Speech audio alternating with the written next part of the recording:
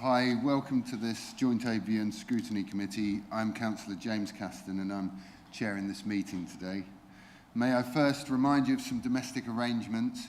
If you are attending the meeting to speak and persistently interrupt the meeting, you may be asked to leave. Please ensure your mobile phones and laptops are on silent. We will be using e-voting for this meeting on the modern.gov app. The Council, members of the public and the press may record, film, photograph and broadcast this meeting when the public and the press are not lawfully excluded. If you are intending to film, please inform the committee clerk. On hearing the fire alarm, please leave the building via the fire exits and make your way to the assembly point on Ipswich Town football pitch. Follow the sign directing you to the fire exits at the end of each floor. Do not enter the atrium, ground floor area or walkways. If you are in the atrium at the time of the alarm, please follow the signs to the nearest fire exit. Use the stairs, not the lifts, and do not re-enter the building until you're told it's safe to do so. Excuse me. So this is our budget scrutiny meeting. First of all, I'd quite like to go around and just introduce everyone. So starting with Rachel, would you like to introduce yourself to the cameras? Thank you, Chair. My name is Rachel Eburn and I'm a District Councillor and the Cabinet Member for Finance and Resources. Good morning, everybody. Thank you.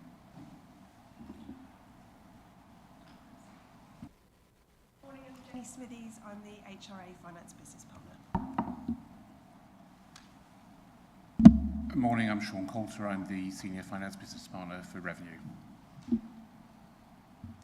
Good morning, my name's Karen Watling. I'm the Interim Corporate Manager for Finance. Tom Barker, I'm one of the Directors of the Council. Right, okay, thank you. I'll move to the agenda. Apologies for absence. None received, Chair. To receive declarations of pecuniary, other registrable or non-registrable interest by members. Are there any to declare? No. To confirm the minutes of the last Mid-Suffolk scrutiny meeting on the 20th of November 2023. Has everyone had a chance to go through those, and are there any issues? No. Could I have a proposer for those, please? Councillor Scarf, and a seconder? Councillor Pearson. And we'll do that on the electronic vote. It's all set up for you if you'd like to go through. Thank you, Chair. That vote is now in progress.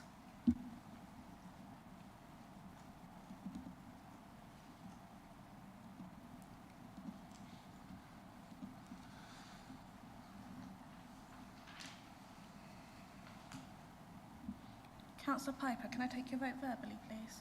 Yes. Thank you, Chair. That is 4 votes for and 1 abstention, so that's carried. Okay, thank you. That's carried. They're fine.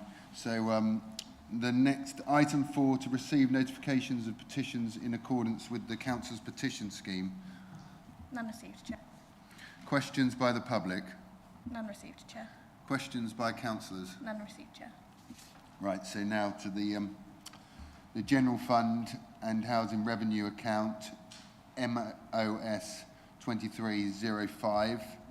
So can I invite the Rachel Eburn, the Cabinet Member, to introduce the report to committee, please? Thank you very much, Chair. Thank you, members. And thank you for inviting me here today. This is an opportunity for you as a committee to review where we're at with the budgets for Mid-Suffolk. So I look forward to hearing any comments and recommendations you might have. But please note this is work in progress and no final decisions will be made until full council on the 22nd of February. What we've got in front of you today is the 2 budgets for the council, the General Fund and the HRA. So on the General Fund, first, the key differences from 23-24 as you'll see in the papers, are increase in employee costs, a decrease in fees and charges, mainly from planning, and also just note that the supplies and services is shown as an increase, as this was money that was in reserves, so it was actual kind of council work that was funded through reserves, and I feel anything the council is doing day to day should actually be included in the budget, so that was put into the budget. In terms of the financing of this, as we all know, interest rates have gone up, although they've steadied a bit, but that affects both borrowing and investments. On the business rates, we're still awaiting for confirmation of government figures, which we should get at the end of this month, so watch this space. Within the council tax amounts in your paper, it shows a 2% increase, and also the proposed changes to empty homes rates, and also the increase in the tax base of 2.8%. The other point to note about the financing of the general fund is you'll note that there's a large Gateway 14 dividend. Now this might change in terms of that overall amount available for 24-25, but it is indicative of the kind of sums of money involved. So just to make you aware of that. And on reserves, we've reviewed those in some detail, and I just want to highlight 4 in particular. There's the Thriving Communities Fund, which is where we can fund projects that are, as it says on the tin, to ensure our communities thrive. There's one called Strategic Efficiencies, so that is projects that within the councils, so say we needed a new IT system for something, or there was a particular back office type process that we wanted to get changed, so that's a fund for that. There's the Gateway 14 reserve, as I've mentioned, and also we've done a separate reserve for the Skills and Innovation Centre on Gateway 14. With regards to the HRA, now that's a particularly challenging position, as you'll have seen. We've all, and when I say we, I mean all the team, finance team, housing and so on, have been looking at an HRA business plan, modelling this over 30 years, and that's currently being done, and hopefully we all as a council will be able to input into that in a couple of months' time, hopefully in March. But based on some of the work that's going on in that, the HRA account shows an increase in rents of 7.7%, which is CPI plus 1. And without this, we'd not be able to produce a balanced budget. But you'll also note, in terms of the rent amounts increasing, that that's due partly as well because of the increased amount of rental properties we now have, and changes in the way that the rent is calculated, which our head of housing has brought in, that are used in other councils. However, costs have increased quite significantly, and there's a couple of key issues from 23-24. So one was the backlog of repairs. So effectively, the council is doing 2 years of repairs in 1 year for 23-24. There's also an interest calculation error, which you'll see in your papers, but also the interest rate increase has obviously caused costs to go up. And excuse me, the reserves for the HRA show that they've been reviewed, but to ensure that a working balance is available. So that's all I've got to say at the moment, Chair, but I'm happy to answer any questions, and if I can't, I'm hoping the team to my right will be able to if they're very technical questions. Thank you very much. Thank you very much, Councillor Eburn. So when we do ask questions, it'd be quite good if we would clear whether they're HRA questions or general fund questions, just to help with the officers understand exactly where they're coming from. They could easily be both. Do we have any questions to start off with? Councillor Pearson.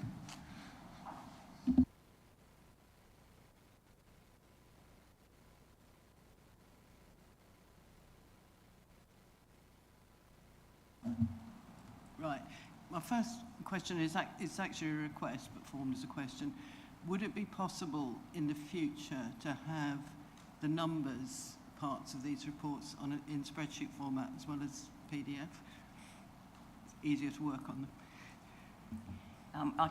I'm happy to answer that, Chair, because it's something that I like to see, because it's kind of useful to be able to kind of almost for yourself kind of say, you know, what if this went up by a few percent or down by a few percent and so on. And the issue with it is that in the finance system, everything is incorporated together, so that for them to kind of pull out just the one spreadsheet with the numbers is quite tricky. But yes, we should certainly look at that for the future. Thank you. Thank you. In regards to revenue, the general fund summary, grants and income, there's a section there, sales, fees and charges. I'll just give you a second to find that. Down 10.7%. You can just let me know what that's referenced to. Excuse me. Sales fees and charges, obviously the planning income is the major change there. So planning fees we're looking at a deficit budget on budget of about 600,000-700,000, even when you account for a 25% statutory increase in the charges. It might be me, but the movement's different to on the other side on the general fund pressures, where it's drop in planning income. Are they two different things there? Well, the drop in planning income is 692. Yeah. And obviously fees and charges have gone up. You know, some fees and charges have risen, so the overall downward is 580 because we've. Right. Okay. Yeah. Oh, so sorry. That's actually a cost. That's not our fees and charges that we receive. Have I got that wrong? So we charge fees. We charge fees for planning. Yeah. And those fees have dropped by about 25%. Yeah. What we were forecast last year was based on the years before, but it's dropped considerably. So there's a loss, as it were, but we're not getting in those fees by 692,000. But what we have done is we've reviewed all the fees and charges, and there are others that will have increased slightly. So they will have meant that rather than that figure being on your page 11 in that table, the figure being it's 580 because we've got some of those fees and charges have gone up, as it were, to compensate for the. Right. Okay. So those figures would never be the same, right? Yeah, including some of the planning fees are able to be increased, but it's not compensating for that overall downward turn. Okay, great.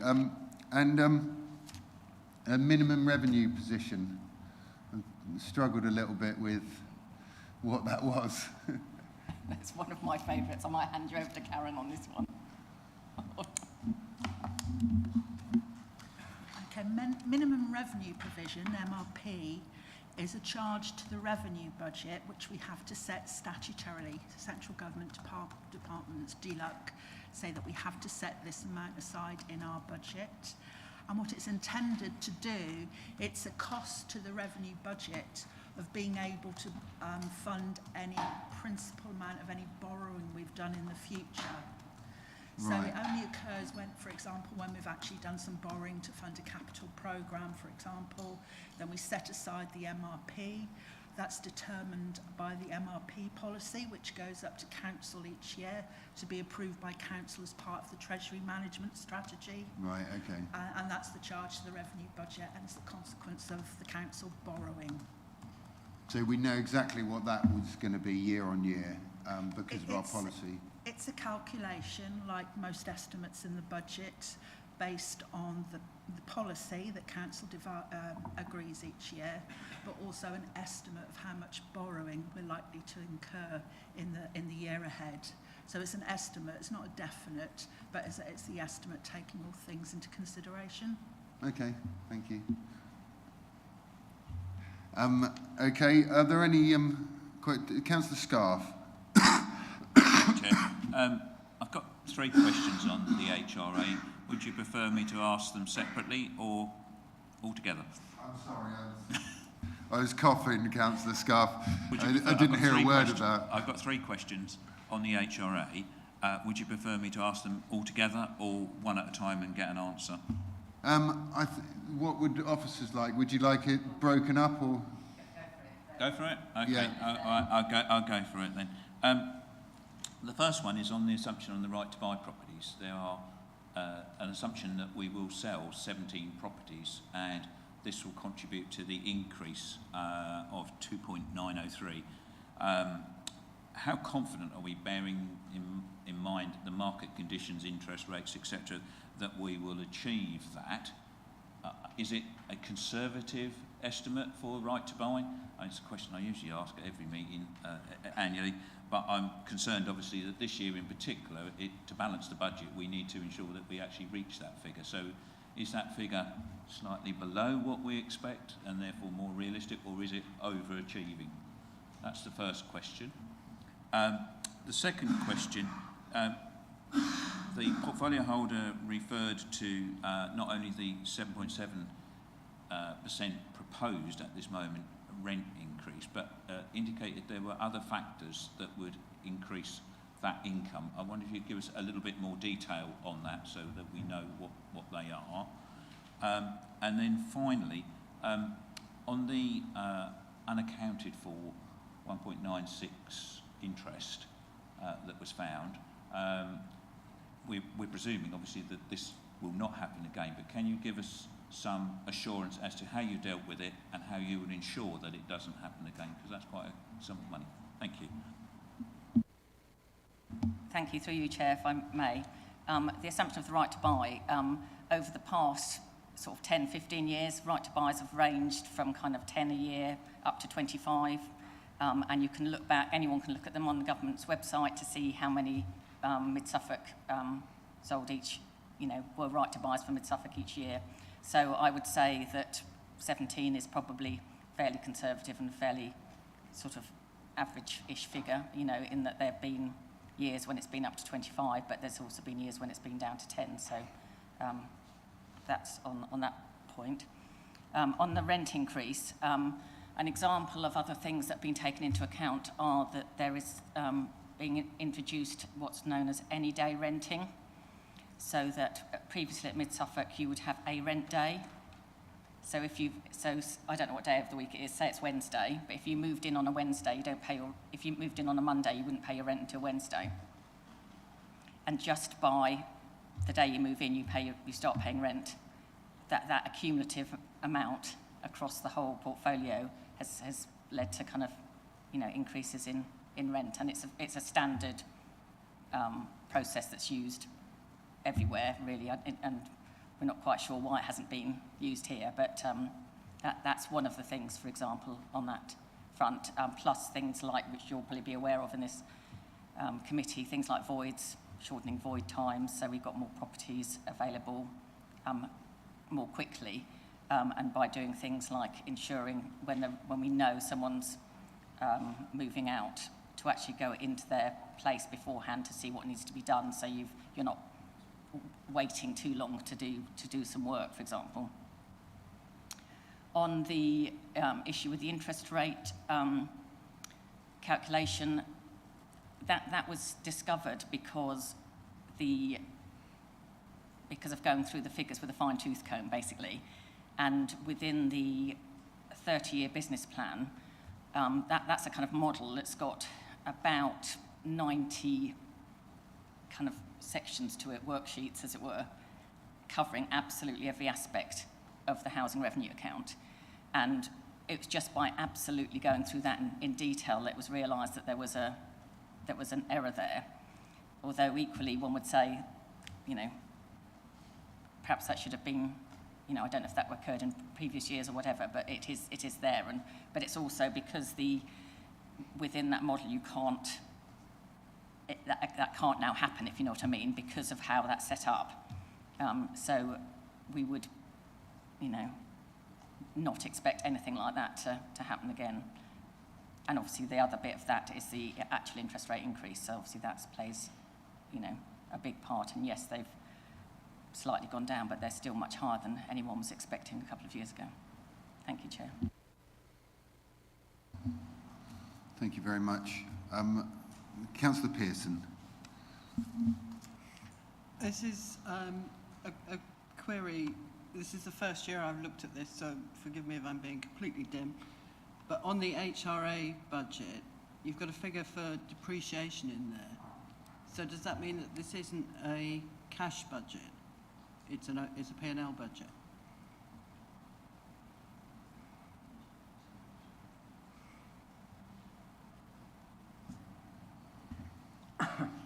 The depreciation on HRA is a way we have accounting for it's the way all HRAs are managed, and it's based on our stock valuation, and we then use that depreciation. It's not depreciated in the way that a normal P&L would be depreciated. That depreciation is then used for repairs and maintenance in the capital side. For repairs on the capital side. So you can then see that picked up on the capital accounts. Thank you. Thank you. In here as well, we've got, Tom Barker's here, this might be quite useful. We've got no rise in business rates for EV, for renewable energy sites. Does that mean, I know we don't know exactly where we are with business rates yet, but does that mean that we won't have any new business rates coming in from solar farms? Because I've seen several planning applications. I can answer that, Chair. Yeah. I mean, potentially we might. I mean, previously the renewable energy business rates have been split out, but because there's, you know, and I think with regards to, say, business rates coming on stream, they do take quite a while to appear in the budget. So, Right. And they're a year behind as well in terms of how that is calculated. So I would have thought that the following year, 25, 26, we'll see that. So we almost need it to get going, wait a year, and then the budget will be full of these business rates from the solar farms Well, that are yes, running. well, yeah, and I think I'll make a note of that, Chair, and to, you know, maybe to update members on business rates in general when we have more information on that. Okay, thank you. I'll go back to the floor. Are there any questions from the floor? Councillor Pearson again, and then Councillor Scarf. Sorry, this is my last one. On the general fund, I was having a bit of a problem tying up the transfers to from reserves figures. In table 2, there's a figure for transfer from reserves, and then there's the table further down. Where's it gone? Table 5, and I didn't understand how those tied up because the figures are different.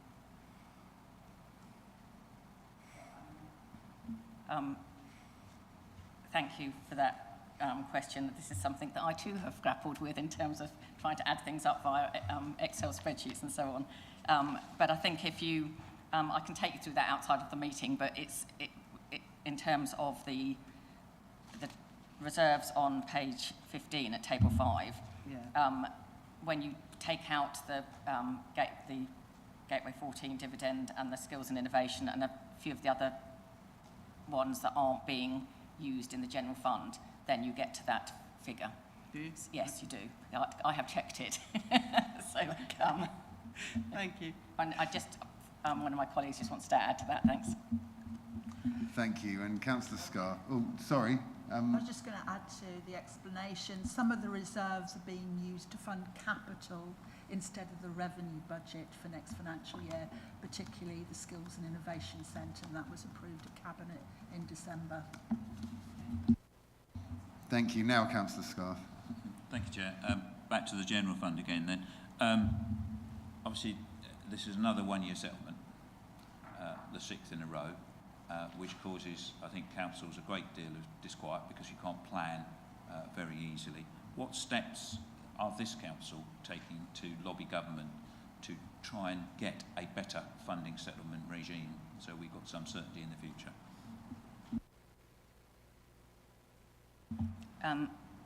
Thank you, Chair. Thank you for the question. The lead with the council, Andrew Mellon, has been working with the District Council Network to do that, to lobby, and he was recently at an event in Parliament last week to do that very same thing. So there are ongoing kind of lobbying opportunities which we're making the most of. But I agree, the key issue is not being able to plan long term, and you know, we just do not know 1 year to the next. And the point that much of the government funding that we receive isn't, I think we were told what it was going to be on the 18th of December. So, you know, budgets are well underway at that time, and if you can't plan until, you know, the month before you're actually supposed to be kind of publishing papers like this for this type of meeting, it's very, very difficult. And if anyone's got any influence with government, I'd quite like them to actually, you know, get a better long-term position, and maybe something will come up in the March spring statement, whatever it's called. So, but I doubt it, but we'll keep at it. Thank you. Also in this, I've got a feeling it's not under employees, but is the political assistance money factored into this? Yes, it is, yeah. Yeah, where would that be? It's in employees. Oh, it does go into employees. Sorry, I had a feeling that we said it wasn't going to go in there when it was going to come out of another budget. Or yeah, okay, thank you. So that's all part of that increase in the cost of the staff. Well, Chair, if I may, the main cost increase for staff is the increments and the pay increase. So that's the main. As always with every budget, it's always like quite a big factor, isn't it, in the budget? As staff move up, they need to be paid more, which is excellent, you know, because they're getting better at their job and more qualified. But okay, I'll go back to the floor now. If there's anything, Councillor Whitehead, if you would like to ask any questions now. Councillor Whitehead isn't part of the committee, but I will allow him to ask questions just for the sake of scrutiny. Thank you, Chair. Yeah, I've got a couple of questions, perhaps three. I'll take them one at a time. On page 18, we've got, well, sorry, on the top of page 17, the dwellings rent goes up 2.8 million, which is a 17.2% increase compared to the previous year's budget. And the explanations are set out in 5.8, 5.9, but I'm struggling to sort of find where the 2.9 in total comes from. On a 7.7% increase, it's going up 2.9 million. Last year's budget was a 7% increase, which generated 1.266 million. The year before, a 4% increase generated 600,000. So it's struggled to see where a 7.7% increase can generate more than double those, you know, those figures. I think. Have you finished asking your question? Well, yes, Councillor. Yes. Yeah, Councillor Eburn. Thank you, Chair. Yes, well, that's that increase, as you said, and as says in 5.8, 5.9, is from those factors and the ones that I've explained earlier when Councillor Scarf asked the question. In addition, Councillor Whitehead, it's a 53-week year, so there was an extra week in there. But yes, it does all add up. Would you like to keep going? Yeah. Well, if I was on the committee, I think it'd be useful to have what's called a bridge chart, which shows where the different components make that, because I'm taking everything into account. Even a 53-week year adds about 300,000.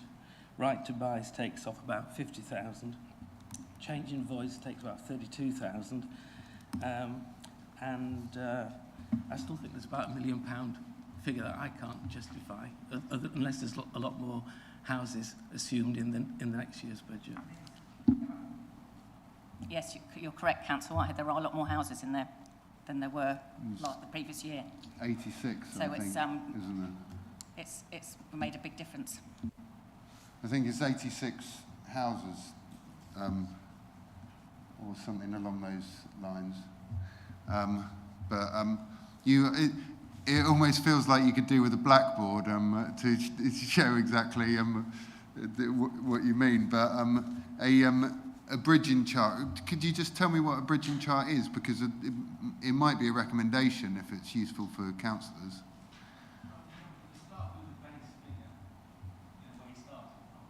Oh, can you turn your microphone on, please? You start with a base figure where you're starting Yeah. from.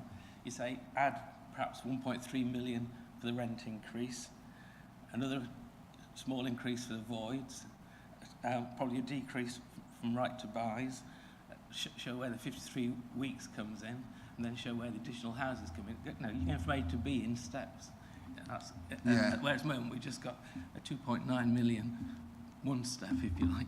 Which I think would be quite useful for the councillors in the future, just so we can work out exactly where things are.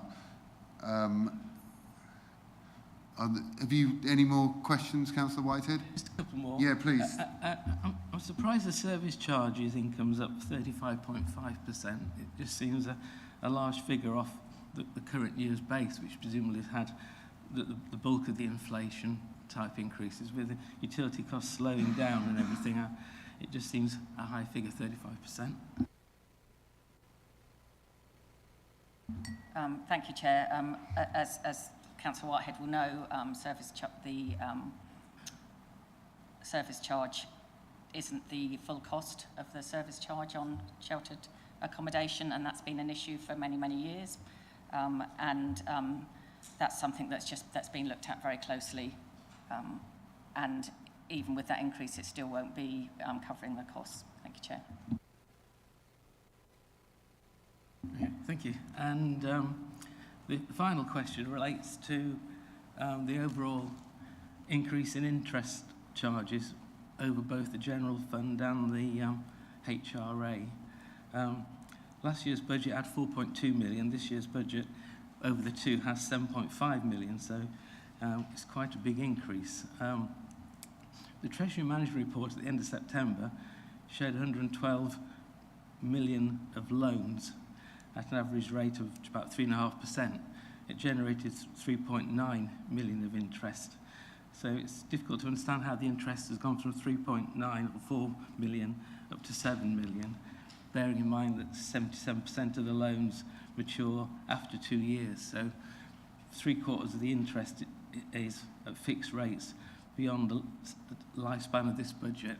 So it's difficult to see how the rest of it has generated so much more interest, particularly even on the general fund, unless there's an awful lot of capital borrowing that we can't see in here.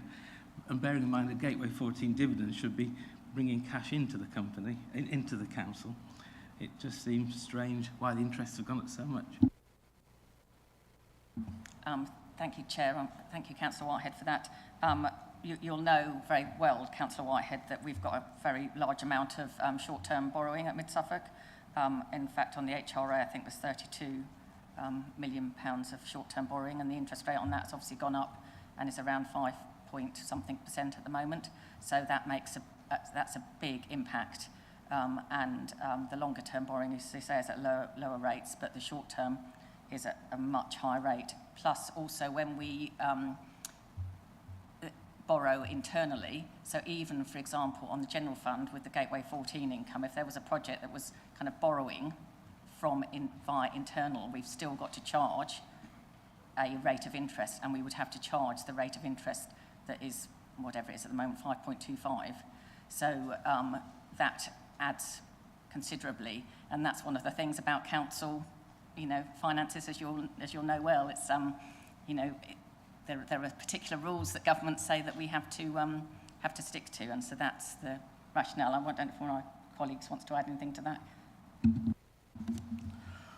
Just to add that the other component of borrowing is not only your fixed term loans, and as the councillor even said, your short-term borrowing, but we also have to make an estimate of how much longer-term borrowing or short-term borrowing we'll be doing through the capital programme to fund the capital programme.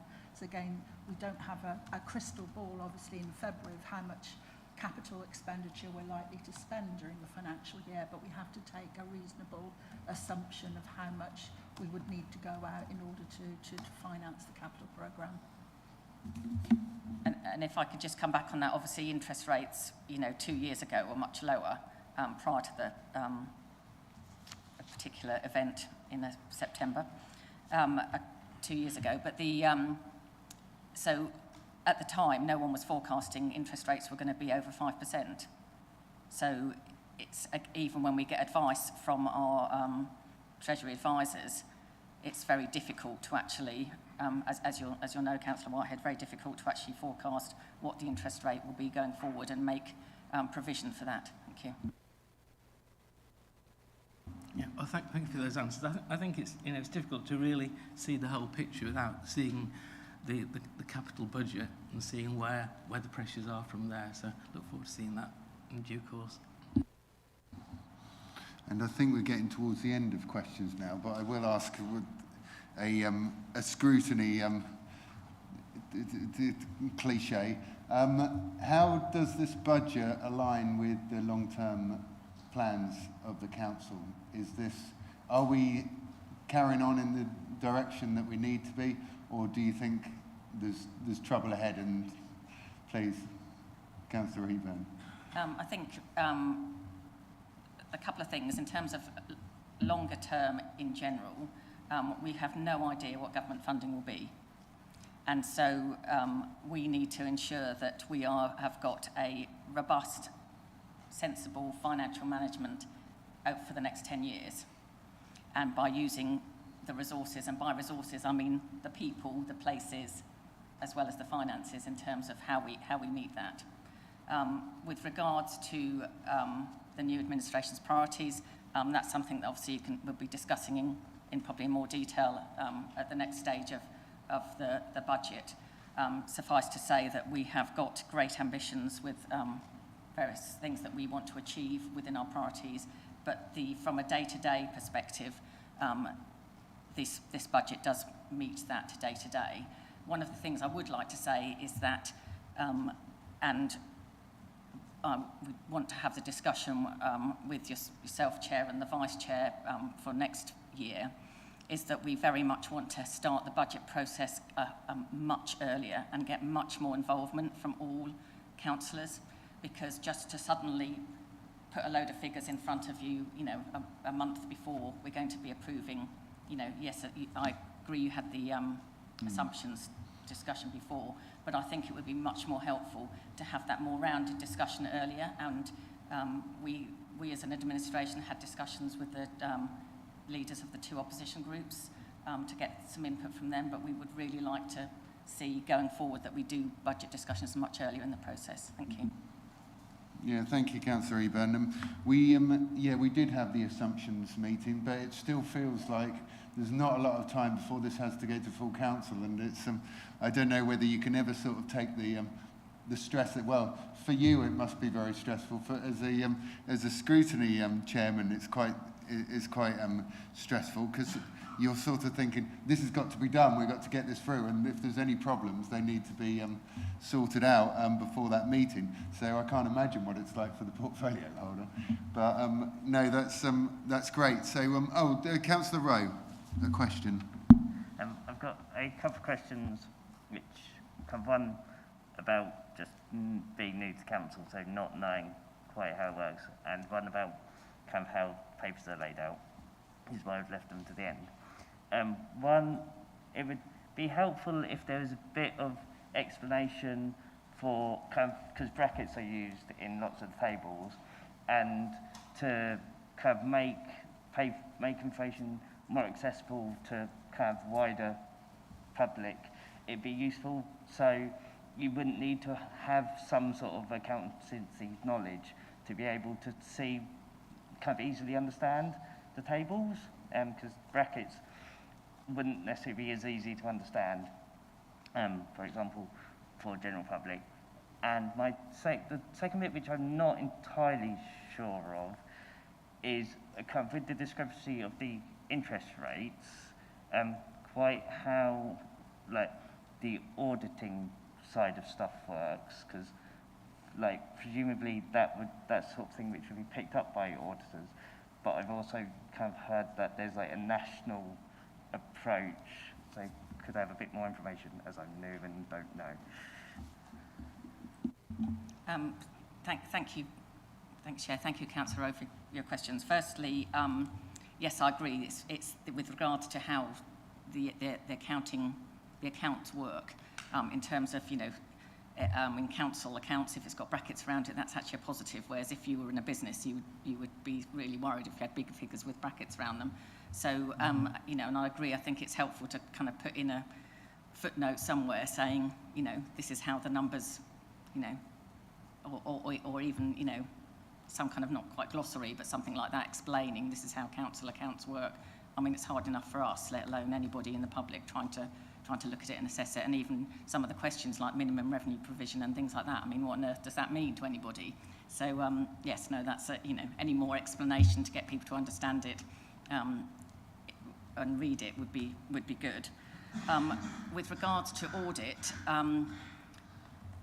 some of you on the committee might know that the audits for the council, the external audit is a long way overdue, which is the same position as an awful lot of councils in the country.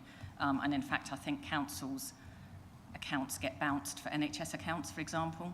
So even some councils have had their audit started and then stopped because an NHS trust has come in and they've been told down tools, you've got to audit the NHS one in priority over the council one. So relying on external audit is an issue because we are so far out of date. There are sort of internal auditing processes that are gone through. So hopefully that would pick up some of those points. I don't know if any of my colleagues want to add anything to that. If I may, government has recently announced that they have a plan to eliminate all the backlog of external audits for local government. So they've decreed that all the audits must be finalised by September of this year. Now we're awaiting detailed regulations from them. What will this mean in actual practice? Will it mean that the auditors will come and do a light touch audit, for example, just to give the minimum assurance on the accounts?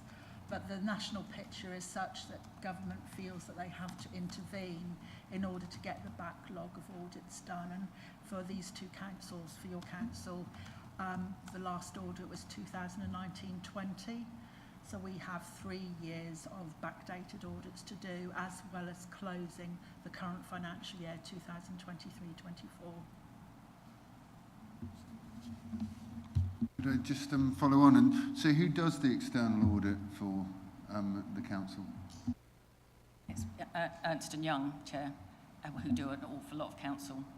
Oh, okay. And I think there's literally, no other accounting firms with capacity, as it were. That's what I was going to say. You're forced to use very few and very highly demanded auditors, and that's the problem. Yeah. Okay.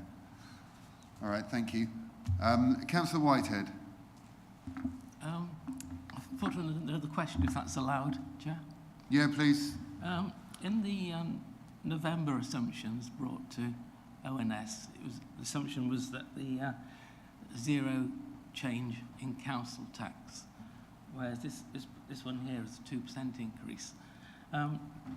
Given the 2 million surplus this year and the 1.2 million surplus next year, and the £20 million dividend coming in from Gateway 14, which just represents about half the total site there, I wonder what justification is to put the council tax up.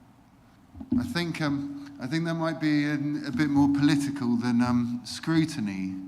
That question, Councillor Whitehead. If you'd like to answer that, but we need to be careful because obviously full council will be the time to talk about decisions that are made by the administration. But yes, I mean I was going to make the same point that there'll be every opportunity to discuss that. But obviously, what we wanted to do was be very open and honest, and that is we are considering putting the council tax up by 2%. So we wanted to ensure that you saw it, and I think that's the difference. Is we could have said, oh, we're going to wait until the day before full council, so no one gets the opportunity to see what that really is. Plus, you know, the comment that I made earlier in terms of we have no idea what long-term government funding is. So we need to make sure that for the next decade, at least, we are in a secure financial position and we're very financially well managed. And, you know, with regards to the surplus that you've mentioned, that needs to be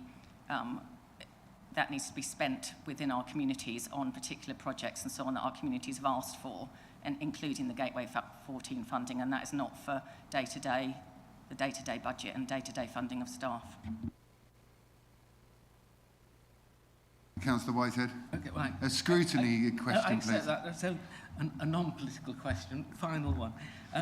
In the earmark reserves on page 15, there's 848,000 shown under COVID-19, and we take from that in the next year 17,742. At that rate, the COVID reserves got a run-off rate of 47 years. I just wondered why, you know, what the intention with the COVID reserve is, if it's only being used so slowly. Thank you, Chair. Thank you, Councillor Whitehead. If there is areas of work that have been impacted due to COVID, then that funding can be used, but it is very specific. We have to prove that it is as a result of COVID. It's interesting, we've got 2 staff members today off with COVID, so the cost is still carrying on as we speak. Councillor Scarf. Well, it's a follow-up really to that, because another council that meets here is using COVID funding to support their general budget this year, and that was a question that was raised at their meeting. Is any of that reserve liable to go back to central government if unspent, or is it our money? I understand it's not going back to government. Okay, thank you. So I'll probably go to debate now, if everyone's ready to do that. So we've had a lot of questions. It's been really interesting. I've written down while we're doing this a few things that, recommendations, but things that we might ask for next time around. The first thing is that the capital borrowing, with the interest received, we've got that certain amount. We can reference that to the Treasury report to see how much money leaves whatever interest rate when, if that's gets to maturity or whatever you call it. It would be nice to have that in these in this, just so we can say, right, so that's the cost of the money borrowed, the 117 million or whatever that's borrowed by the council, and then this is for future capital spend. Councillor Eburn, would you like to? Thank you, Chair. Just to comment, the actual borrowing from the general fund, that's in the that'll be at the Joint Audit and Standards Committee, because it'll be within the Treasury Management, so all that detail is there if anybody wants to read it and look at that. And with regards to the HRA, there will be in terms of the capital programme, when that comes forward in the next lot of papers, there's a table in that with that information, so that information is either currently available. It's currently available, but it's very hard to find, especially for new members, if you're trying to reference and make sure everything adds up to a certain number. If I may, Chair, it might be good to put a link maybe to that particular paper within this report, so councillors can then reference it. Yeah, that would be really good, actually. I know when we were talking about this in the briefing, I sent a screenshot of the Treasury report through to another councillor so they could see where they asked what our borrowing was, and obviously in that Treasury report you've got exactly what's borrowed from where, and if new councillors could find that, I think that would be ever so helpful. Also the bridge chart for income from rents from HRA, I'm doing it now, not saying whether it's HRA or general fund I'm talking about. In the HRA account, the bridge chart that shows how we got to the amount of rent that's been received in the new budget, you know, what's moved around and where, which, yeah. Chair, if I may, having checked for colleagues, that's something that can be produced.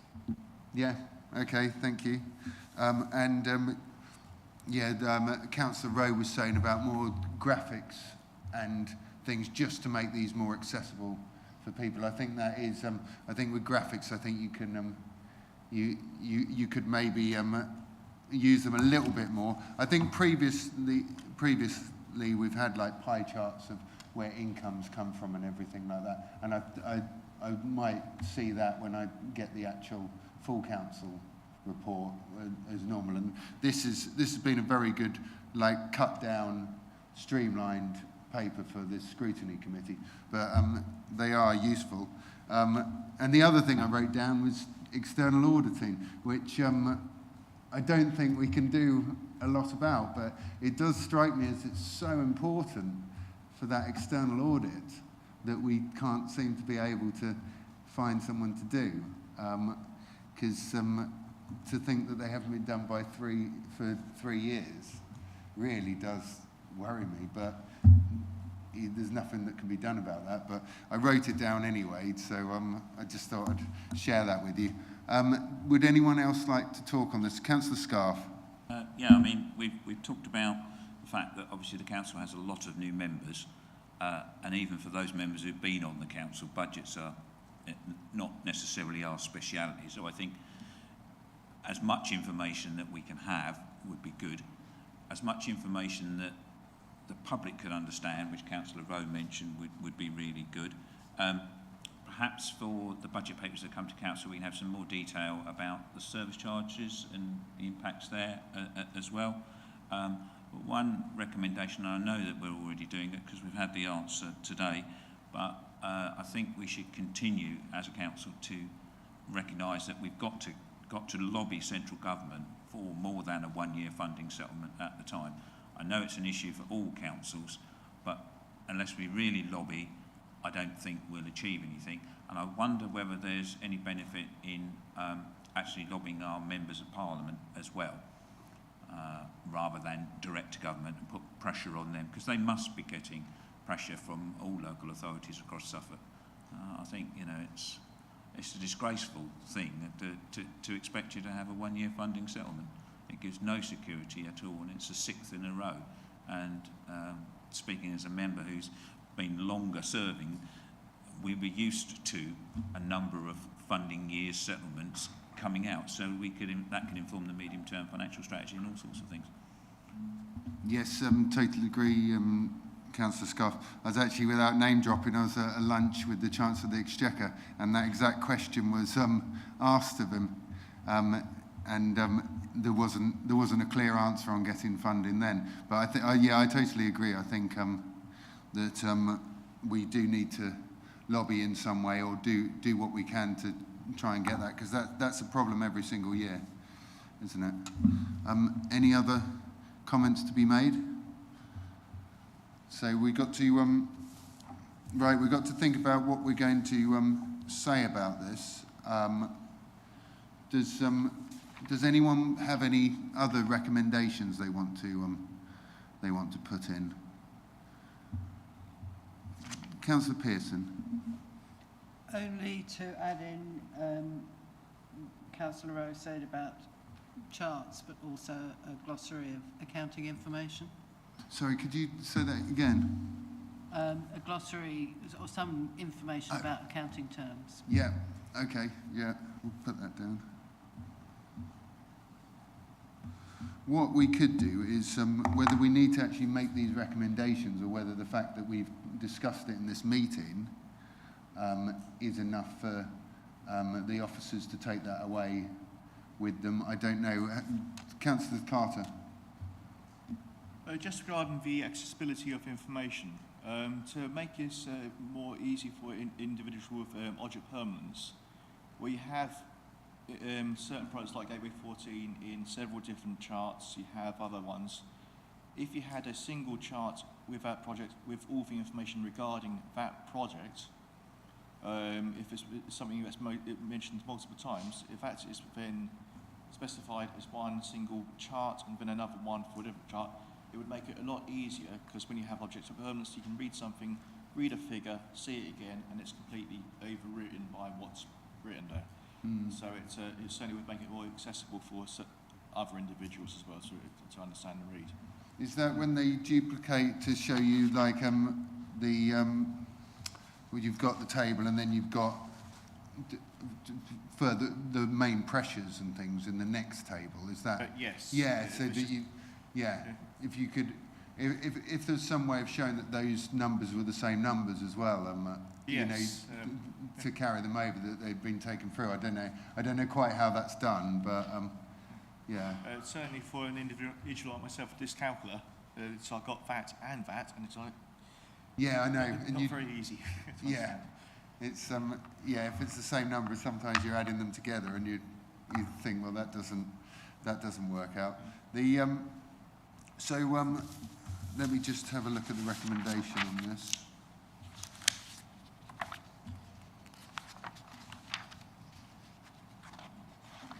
Let my papers all get mixed up. 1 second.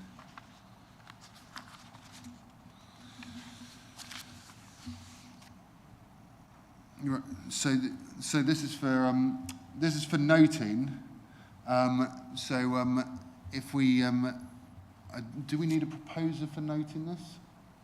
Yeah, so I'm quite happy to take a proposer for this to be noted. Councillor Scarf, and a seconder. Councillor Piper, you were maybe just before Councillor Rowe. We can just talk about recommendations we want to put in there.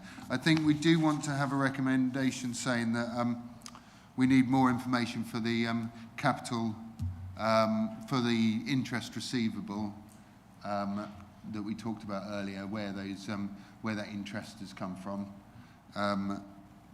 outside of that could be referencing in the Treasury report, but also I think we have got that capital. I know where to find the Treasury report, the capital expenditure projects side of things. I don't know where to find that, so that would be good to include that. Maybe a bit of charting on rental income for the HRA account. Lobby to. We'd like to lobby the government to get more than 1 year, or, you know, it's not even a year, you know, a longer term, view on where we're going to be. And also a glossary of terms used in here. But would anyone like to add any other? Councillor Scarf. Chair, I mean, I think the portfolio head has referred to the way that they hope that the budget will go in future years in terms of the internal mechanisms of the council.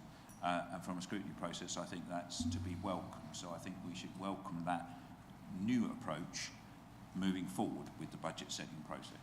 Yeah. Is that all right?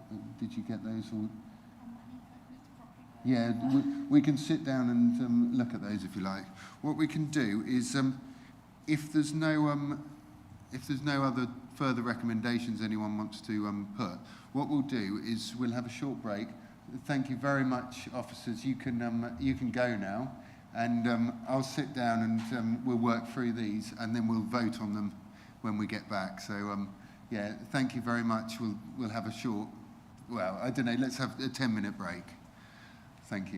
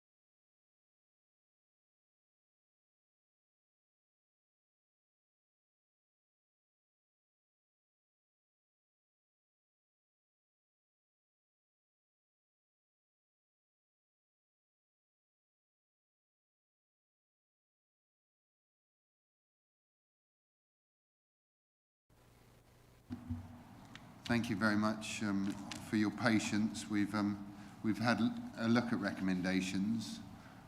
We've now got something that you can look at, and hopefully we can vote on quite soon. Beth, are you going to read them out, or do you want me to? Yeah, you'll read them out. Okay, I'll let Beth go through the recommendations that we've got down, and then we can discuss whether they need tweaking or whatever. So the recommendations are that the draft revenue budgets as set out in the report for the 24-25 General Fund and Housing Revenue Account budgets be noted, that further information on interest receivable and capital expenditure be included to provide a breakdown of interest for all projects in debt, that the HRA budget includes a table breaking down the increase on dwelling rents, that a breakdown on service charging be included, that lobbying of central government on the one-year funding settlement being increased to be continued, that the new approach to budget setting be welcomed by the Review and Scrutiny Committee, that information on projects be presented in a summary in the report for accessibility, that including bridge charting, graphics and a glossary to provide member with further clarity on information provided in the report.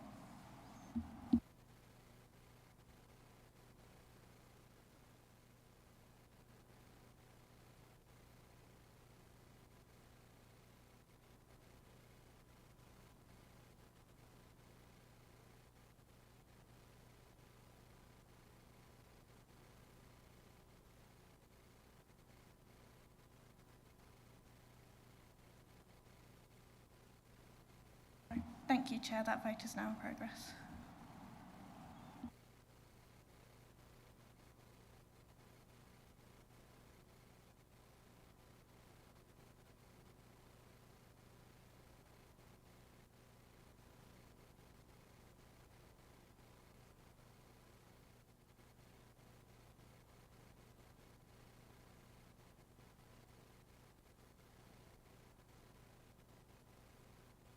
Thank you, Chair. That is 6 votes for. That's unanimous.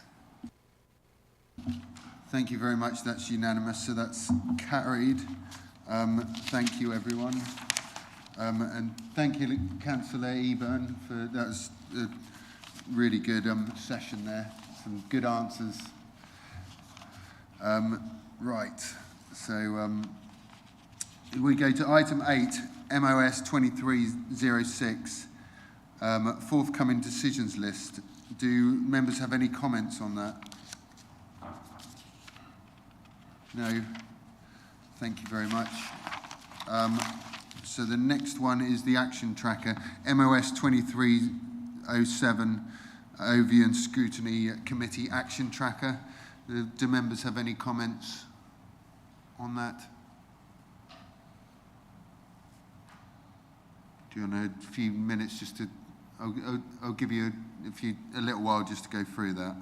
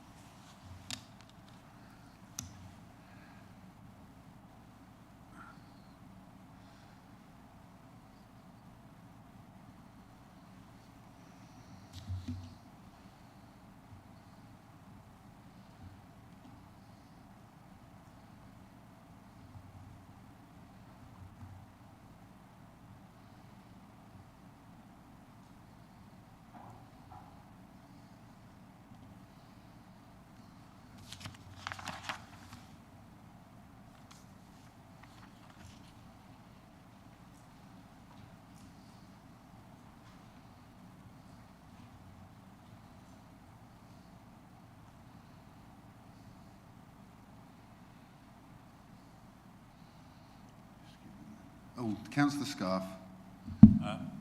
Thank you, Chair. There's one item where the status is not started, which is the wider publicity campaign for residents, staff and councillors regarding materials that cannot be put into the sewage system. I wondered if this is an opportune time. We have discussed recycling and what can be put into the bins, because there's a general confusion on that as well, and a lot of the bins that are collected for recycling are rejected, 25%, which is a huge volume, which then goes to the energy from waste facility.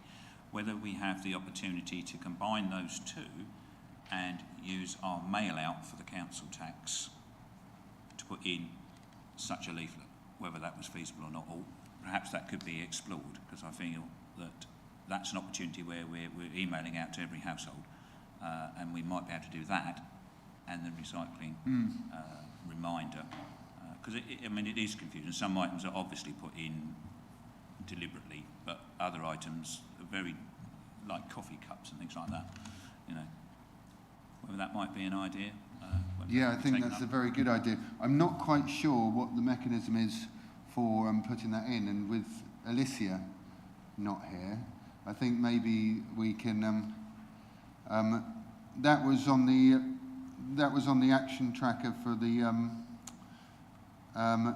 18th 09/23, wasn't it? And there is actually there's still ongoing parts of that, which maybe that could be included with that. But I think we'll wait for Alicia to get back and. Yeah, put that to her that should be included with the ongoing work on there. But it's, I think that's a very sensible idea. Councillor Scott. I mean, I was just conscious, Chair, that, you know, some time has passed on that one. That's the only one that's not started. The rest are completed or ongoing. But whether the opportunity would be arising very shortly, you know, for that kind of information campaign to be used alongside the council tax bill element. Yeah, that's it. And the fact that it's not started as well isn't really, that's something that we really need to be looking at, because that's gonna be 6 months before we know it, isn't it? And you know, it's been around for a long time. So yeah, we'll follow up with that, and we'll look at that being added to it. Yeah, thank you. Any other action tracker questions? No? Okay. So, yeah, that's for noting, so we don't need to do any more about that. So the next thing is the Mid-Suffolk Overview and Scrutiny Work Plan for comments.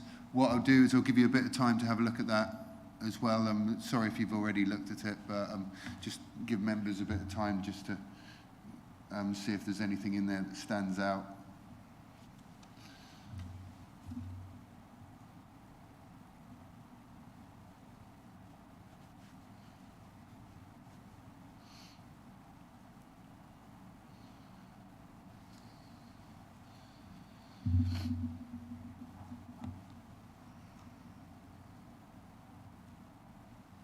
Also, if there's anything you'd like us to be looking at as well, will be quite a good time to put that forward, and we'll take that through to other meetings to try and get it in the agenda. Councillor Scarf. Yeah, I mean, one of the topics still to be timetabled is the social housing one, which was a review of existing caseload and resources needed for repairs to meet new and improved standards. Now, I know there's an awful lot of work going on within housing on that, and particularly in terms of the housing revenue account 30-year plan. I would like to see us timetable that as early as we could. Whether the 20th of May is too early or not, I don't know, but perhaps we can have some discussions with the officers just to get that into the timetable, because I'm conscious from April and May we have no topics, and obviously we then start another year, and we don't want to start another year with a couple of months with no topics against them. I'm not for having meetings about meetings, but, you know, I think definitely we need to get that one in. We need to use time that we can use, don't we? Because we could easily end up with that being absolutely chock-a-block and having too much in a meeting. Let me just write that down.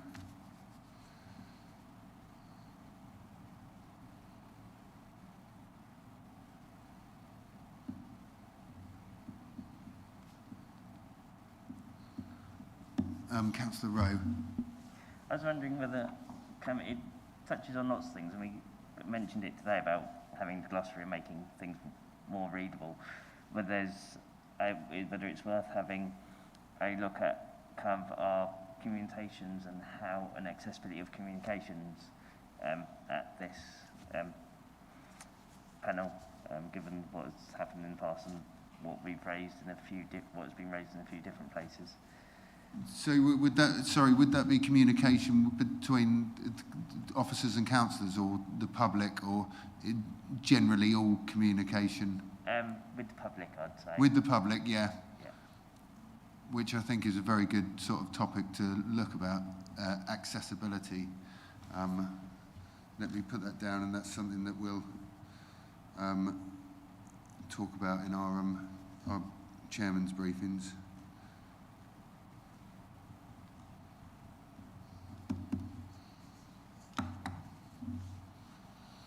Yeah, has everyone had a good look at that now? It's amazing how quickly we've... Councillor Carter, I was just going to say it's amazing how quickly we've got through to a gap in the diary on this committee, because I remember Councillor Scarf will hopefully agree with me.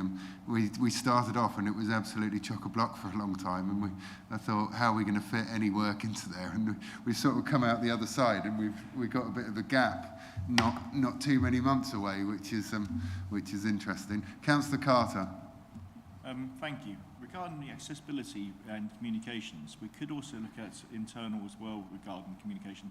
The layout of documents and presentations, to actually have accessible presentations. And one thing I noticed, when you come into this building, and if we had members of the public in the building, what we don't cover here, we have the fire access, but we don't cover here in briefings regarding the procedures for if there's a wheelchair be removal, things like that. So if we had accessibility of information and safety briefings for the public and a whole when they're coming into the meetings, it might be an idea if we could look at that to add it in possibly. There's a number of accessibility things that we could. It's a very broad subject that we could. It does almost sound a little bit like a work group to me now, that kind of thing, to actually look into where we might fall a little bit short on accessibility, and when we're giving instructions like fire drills and things like that. I think that's definitely one to take away and just look. But it does seem to me like a small work group could be working on that and come to scrutiny with things they've been looked at, and that could be a meeting like that. Councillor Scarf. But taking up what Councillor Carter said, maybe the way to do it would be to do an information bulletin, so that we can then be appraised of what, because there must be procedures in place, but we could be appraised of what those procedures are. We could look at the information bulletin and then go forward from there if we have any concerns about that. Yeah. Maybe that'd be the easiest way of doing it. Then we'd know what the up-to-date position is, because there's policies and procedures on everything in the building, I'm sure, but yeah, that's true. Actually, we don't know what they are unless we're a user of those policies or procedures necessarily. You're absolutely right. It's it's just that they haven't been in front of us. They've probably existed for a long time. Yeah. Okay. Thank you very much. I think that's all right to move on, and that's for noting as well. So we don't need to worry anymore about voting. So it's just gone 11 o'clock, 2 minutes past 11. And I'll conclude the business. Our next meeting is on the 19th of February at 9:30 a.m. So I'll close the meeting. Thank you very much.